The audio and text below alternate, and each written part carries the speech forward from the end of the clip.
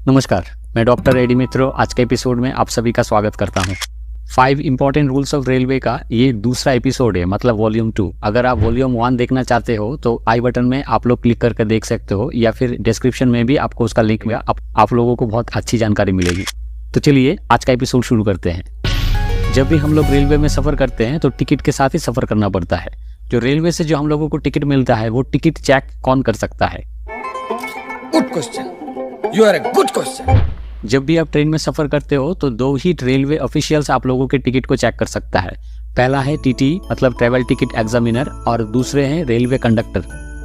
TT के बारे में हम लोगों को पता है, मगर एसी कोचेस में एक रेलवे कंडक्टर भी है जो कि आप लोगों के टिकट को चेक कर सकता है और आप लोगों के ऊपर फाइन भी लगा सकता है। इन दोनों के अलावा कोई भी और रेलवे ऑफिशियल्स आप लोगों के टिकट को चेक नहीं कर सकता है, क्योंकि इनके पास आपके पूरे जर्नी डिटेल होते हैं। आप कौन से स्टेशन से बोर्डिंग करोगे, कौन सी स्टेशन में उतरोगे, आप कौन से कोच में हो, कौन सी बार्थ पे हो, कौन सा कोटा आपने यूज किया है, पूरा इन्फॉर्मेशन उन लोगों के पास होता है। तो सिर्फ इन दो ऑफिशियल्स को ही आप लोगों का टिकट चेक करने के लिए बोला गया है। इन दोनों के अलावा कोई भी और रेलवे ऑफिशियल्स आप लोगों से टिकट पूछ नहीं सकता। ये तो गया ट्रेन की बातें। प्लेटफॉर्म में क्या होता है? प्लेटफॉर्म में टीसी होते हैं, टिकट कलेक्टर, जो आप लोगों को एग्जिट गेट में देखने को मिलेंगे। वो वहाँ पर खड़े रहते हैं। जब भी कोई भी पैसेंजर बाहर जाते हैं तो वो उनसे टिकट पूछते हैं। तो उनका काम है जो भी पैसेंजर प्लेटफॉर्म में होते हैं उनका टिकट चेक करना। टीसी कभी भी ट्रेन में टिकट चेक नहीं कर सकते। यहाँ पर आप लोगों को एक बात बताना चाहूंगा, अगर आप लोगों के पास वैलिड टिकट नहीं है तो कभी भी किसी भी रेलवे ऑफिशियल के साथ झगड़ा मत कीजिए, क्योंकि उससे आप लोगों की परेशानी बहुत बढ़ सकती है।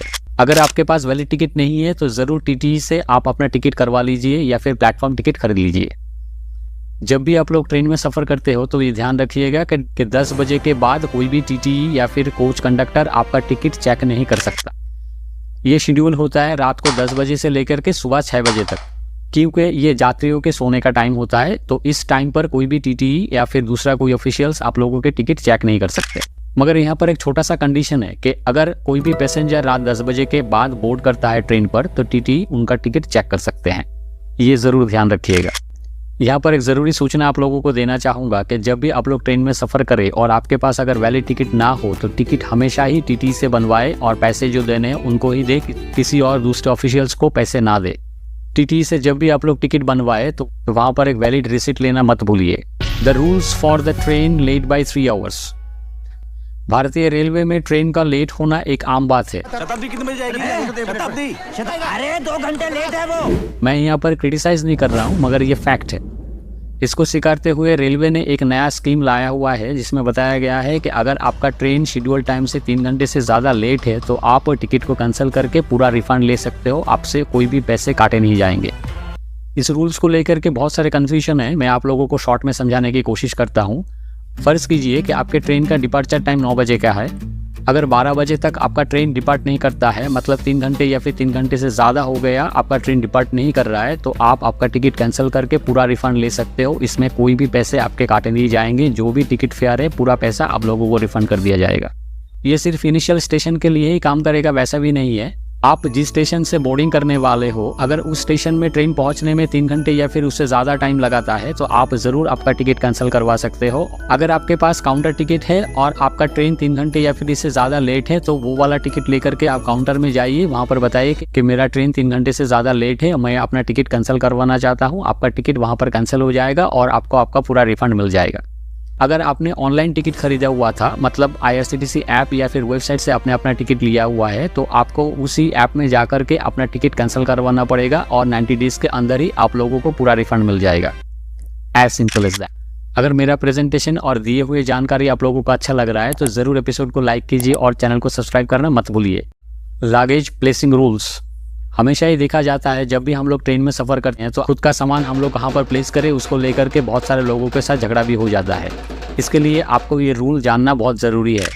ये वाला पिक्चर देखिए, इसमें कलर कोडिंग के साथ मैंने पिक्चर बताया है। अगर आप लोग लोअर बर्थ पे नज़र देंगे, वो साइड लोअर भी हो सकता है या फिर नॉर्मल लोअर बर्थ भी हो सकता है। उसमें आपका सीट नंबर लिखा होता है, जैसे कि लोअर बर्थ, मिडिल बर्थ और अपर बर्थ।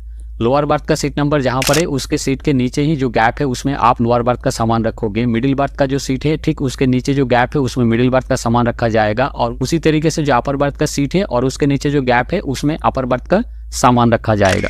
इस पोजीशन के अलावा कोचेस में और कोई ऐसा जगह नहीं होता है जहां पर आप लोग अपना सामान रख सकते हो। यहाँ पर मैं आप लोगों को एक बहुत ज़रूरी टिप्स देना चाहूँगा। ऐसा देखा जाता है कि कोचेस में बहुत सारे वेटिंग लिस्ट के पैसेंजर भी होते हैं या फिर कुछ ऐसे पैसेंजर भी होते हैं जिनके पास कोई वैलिड टिकट नहीं होता है। ये लोग क्या करते हैं, इनका जो सामान है, जिस भी सीट के नीचे खाली जगह दिखता है उन लोगों को वहाँ पर वो अपना सामान रख देते हैं कि आपके सीट के नीचे जो खाली जगह होता है वो आपके सामान रखने का जगह होता है। अगर रेलवे चेकिंग के दौरान उसमें कुछ भी उल्टा सीधा सामान मिलता है जो कि रेलवे में सफ़र करने के लिए उपयोगी नहीं है तो उसके लिए आपको जिम्मेदार ठहराया जाएगा। अगर उस सामान को कोई और क्लेम नहीं करता है तो no bill food is free. कैसा हो, आप लोग ट्रेन में सफर कर रहे हो और आप लोगों को फ्री में खाना मिल रहा है। क्या बात है सर, क्या बात है सर, क्या बात ये। हाँ, ये पॉसिबल है। 31 मार्च 2018 को रेलवे ने एक नियम लागू किया है जिसमें बताया गया है कि जब भी आप लोग खाना ऑर्डर करते हो ट्रेन में, अगर उसका कोई प्रॉपर बिल आप लोगों को नहीं दिया जाए तो आप लोग वो वाला खाना फ्री में ले सकते हो। उसके लिए आप लोगों को कोई भी बिल नहीं देना पड़ेगा। ये नियम इसलिए लागू किया गया है क्योंकि बहुत सारे ऐसे कंप्लेंट्स आ रहे थे जिसमें पता चला कि जो वेंडर होते हैं या फिर IRCTC के जो डिस्ट्रीब्यूटर होते हैं वो MRP से ज़्यादा पैसे लोगों से मांग रहे हैं। अगर ज़्यादा पैसा नहीं देते हैं तो लोगों से वो लोग बदतमीजी भी कर रहे हैं। तो इसीलिए ये वाला नया नियम लागू किया गया है कि अगर आप लोगों को प्रॉपर बिल ना मिले तो आप लोगों को पैसे देने की ज़रूरत है। अगर आप लोगों को ये जानकारी अच्छा लगा तो ज़रूर एपिसोड को लाइक कीजिए और चैनल को सब्सक्राइब करना मत भूलिए। आप लोग हमेशा स्वस्थ रहिए, खुश रहिए। मिलते हैं अगले एपिसोड में किसी नए टॉपिक के साथ।